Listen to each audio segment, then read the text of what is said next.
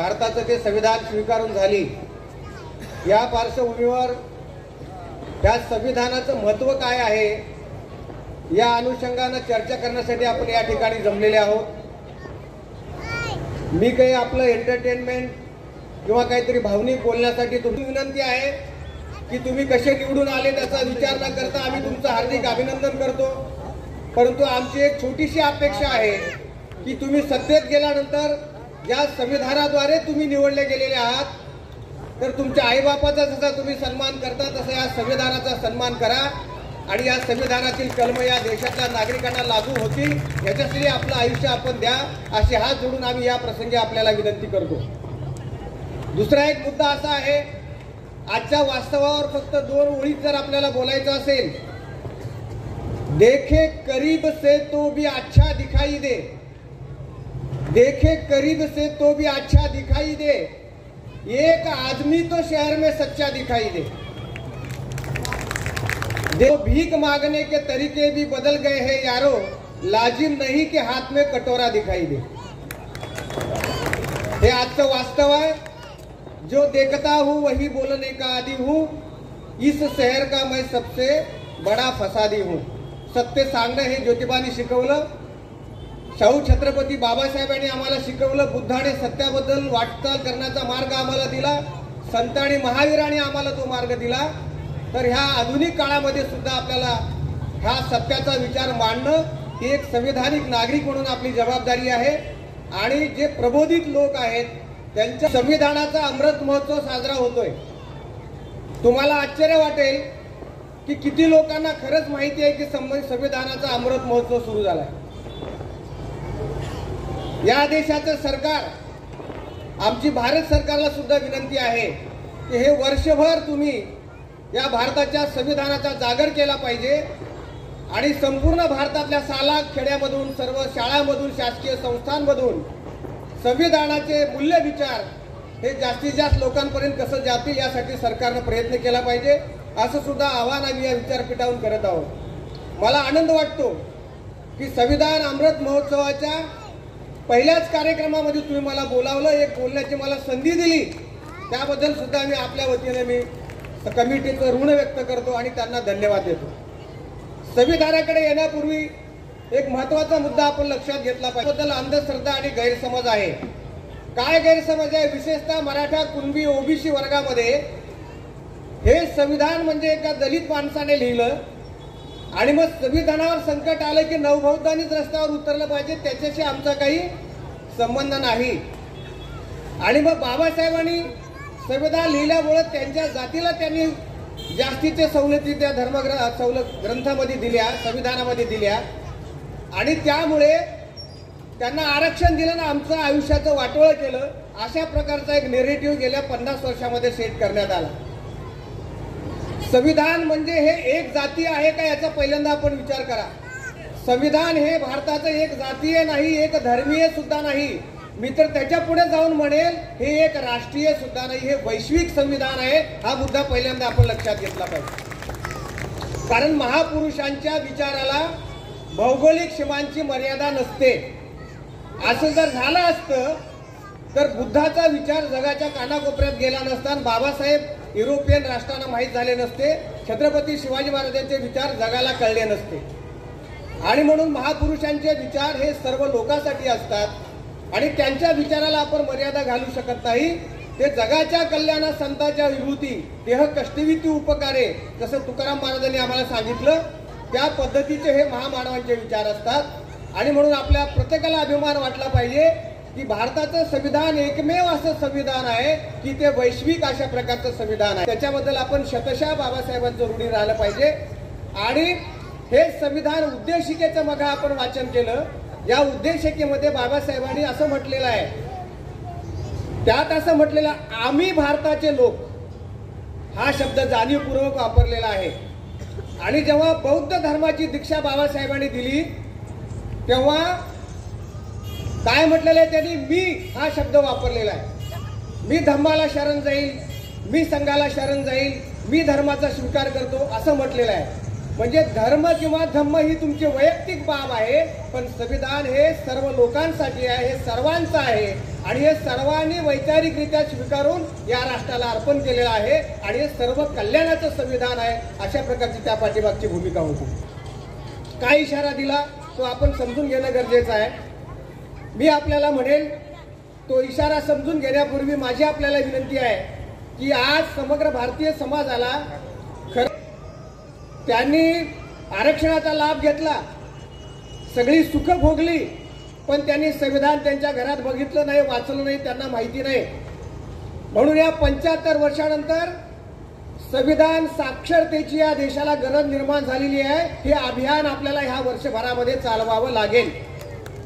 निवडणुका होतील, प्रतिनिधी निवडले जातील, ते लोकसभेत विधानसभेत जातील, या देशाचा राज्यकारभार करतील. तर बाबासाहेब म्हणाले संविधान कितीही चांगलं असलं, हे अंमलबजावणी करणाऱ्याच्या मतीवर याचं चांगुलपण अवलंबून आहे. संविधान कितीही चांगलं असलं ते मूर्खाच्या हातात दिलं, दत्तद्रष्टाच्या हातात दिलं, धर्मांध जातवादाच्या हातात हे संविधान दिलं तर संविधानातली मूल्य समाजात कधीच अवतरणार नाहीत. बाबासाहेब म्हणाले हे संविधान अत्यंत चांगलं आहे असा माझा दावा नाही, परंतु या संविधानातली जी मूल्य आहेत, ही मूल्य जर समाजामध्ये वृद्धिंगत करायची असतील तर ही मूल्य राबवणारी लोक शासनामध्ये आली पाहिजेत, सत्तेमध्ये आले पाहिजेत, ते आमदार, खासदार, प्रधानमंत्री, मुख्यमंत्री, राष्ट्रपती झाली पाहिजेत. हे बाबासाहेबांचं स्वप्न होतं. आणि चुकीचे लोक जर सत्तेमध्ये आली, त्यांच्या हातामध्ये हे चांगलं संविधान गेलं तर या देशाचं वाटोळं झाल्याशिवाय राहणार नाही. हा सुद्धा इशारा बाबासाहेबांनी दिला होता. आणि म्हणून एक संकल्पना बाबासाहेबांनी मांडली होती त्या काळामध्ये की या देशामध्ये संविधान लागू झाल्यानंतर ज्यांना निवडणूक लढवायची आहे, ज्यांना आमदार खासदार म्हणून निवडून यायचं आहे, त्यांच्यासाठी एक नीतिमत्तेचं पॉलिटिकल स्कूल या देशात निर्माण झालं पाहिजे. ही संकल्पना बाबासाहेबांनी पहिल्यांदा या देशात मांडली होती. हे किती जणाला माहिती आहे मला माहिती नाही. त्यांनी सांगितलं होतं की ज्यांना निवडणुकीला उभं राहायचं आहे, हा कोर्स पूर्ण केल्याशिवाय नीतिमत्तेचा, संविधानाचा, अभ्यासाचा त्याला फॉर्मच भरता येणार नाही, असा कायदा केला पाहिजे, असं एक धोरण बाबासाहेबांनी ठेवलं होतं. पण दुर्दैवाने ते झालं का? बाबासाहेबांचं निर्माण झालं, ती संकल्पना अस्तित्वात येऊ शकली नाही. संविधानाच्या अमृत महोत्सवाच्या निमित्तानं या देशाचे प्रधानमंत्री ओबीसी आहेत, सुदैवाने या देशाच्या राष्ट्रपती आदिवासी आहेत. कुणीतरी 1500 रुपयाचा मुद्दा काढला. 1500 रुपये दिले तर बहीण खुश आहे, पण 75 वर्षापूर्वी एका भावाने तुला राष्ट्रपती व्हायचे अधिकार दिले, हा भाऊ कसा असेल याचा तुम्ही विचार करा. या देशातल्या सर्व धर्मातल्या स्त्रिया, भाऊ जर हिंदू असो का कोणी उच्चवर्णीय हिंदी असो, त्या स्त्रियांना वर्ण सुद्धा नव्हता. शूद्र वर्णाच्या पलीकडे आवर्ण म्हणून त्या स्त्रियांची नोंद केली गेलेली होती. अशा भगिनीला, एका स्त्रीला या देशाचं राष्ट्रपती पद ज्या संविधानानं बहाल केलं, ते कलम लिहिणारा भाऊ किती ग्रेट असेल याचा तुम्ही विचार करा. हे माय माऊली, तू ज्या भावाचा गौरव करते त्याबद्दल आमचं काही म्हणणं नाही, पण ज्या भावाने तुला अखिल विश्वात शांतता आणि स्थैर्य, शौर्य बहाल केलं, तू स्त्री असतील, माणूस असतील तर त्या भावाचे तिळा एवढे तरी ऋण तू मान. एवढीच आमची या देशातल्या स्त्रियांना हात जोडून विनंती आहे. असा भाऊ जगात कोणाला मिळणार नाही. असा भाऊ या देशात बाबासाहेब आंबेडकरांच्या रूपाने मिळाला, याचा तुम्हाला सर्व बहिणीला अभिमान आणि गौरव वाटला पाहिजे. तो हा भाऊ आहे. सन्माननीय आणि राष्ट्रपतींना आमची विनंती आहे की संविधानाच्या अमृत महोत्सवानिमित्त एक तुम्ही हाऊसमध्ये तुमचं बहुमत आहे असा कायदा करा की यापुढे कोणालाही निवडणुकीला उभं राहायचं असेल तर संविधानाचा कोर्स साक्षरतेचा 3 महिन्याचा 4 महिन्याचा तुम्ही नियोजित करा. तो पास झाल्याशिवाय त्याला संविधानाचा निवडणुकीचा फॉर्मच भरता येणार नाही. असा कायदा घटना दुरुस्ती करून करा, आम्ही तुमचं स्वागत करू. एवढीच एक विनंती तुम्हाला. एक सकारात्मक आपल्या देशामध्ये लोकशाही निर्माण झालेली आहे. आपल्या देशात आता संविधान निर्माण झालेलं आहे. पहिला इशारा बाबासाहेबांनी दिला.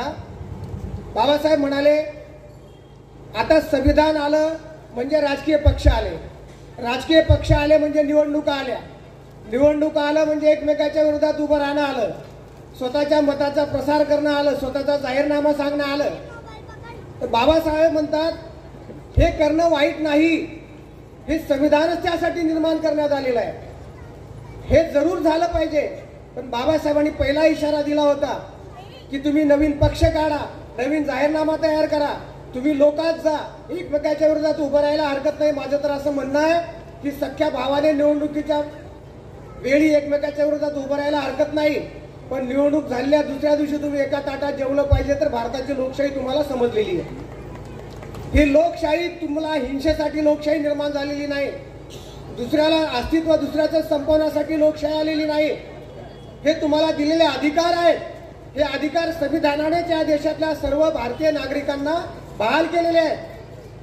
प्रौढ मतदानाचा अधिकार, या देशातल्या स्त्रियांना मतदान करण्याचा अधिकार ह्या संविधानाच्या कलमात संविधानाच्या दिवशीच बाबासाहेबांनी प्रदान केलेला आहे। ज्या अमेरिकेला आम्ही प्रगत राष्ट्र म्हणतो त्याला 1965 वर्ष उजाडावं लागलं तिथल्या सर्व महिलांना मतदानाचे अधिकार मिळण्यासाठी। म्हणजे या संविधानकर्त्याने किती गंभीरपणे विचार केला असेल याचा भावंडांनो तुम्ही विचार करा। पहिला इशारा बाबासाहेबांनी दिला होता की निवडणुका येतील, लोकशाहीमध्ये अनेक पक्ष निर्माण होतील आणि हे लोक एकमेकाच्या विरोधात निवडणुका लढवतील, ते आपल्या पक्षाची धोरणं ठरवतील, आपले विचार मांडतील। पण पहिला इशारा बाबासाहेबांनी दिला, हे जे निर्माण झालेले राजकीय पक्ष आहेत हे लोकहितापेक्षा, देशहितापेक्षा आपल्या पक्षाचं हित जर महत्वाचं मानतील तर पहिल्यांदा भारताची लोकशाही धोक्यात येईल। हा पहिला इशारा बाबासाहेबांनी दिला। त्याच्या पाठीमागे जाणाऱ्या मेंढरांची संख्या जास्त आहे। एखाद्या बुवाच्या पाठीमागे लोक लगेच जातात, एखाद्या साधूच्या पाठीमागे लोक लगेच जातात, कुणालाही देवाचा अवतार घोषित करतात आणि हा माझं सर्व कल्याण करेल, हाच नेता माझा उद्धार करेल, अशा प्रकारची भारतीय मानसिकता लवकर तयार होते। बाबासाहेब म्हणाले भारताला विभूती पूजेचा शाप आहे।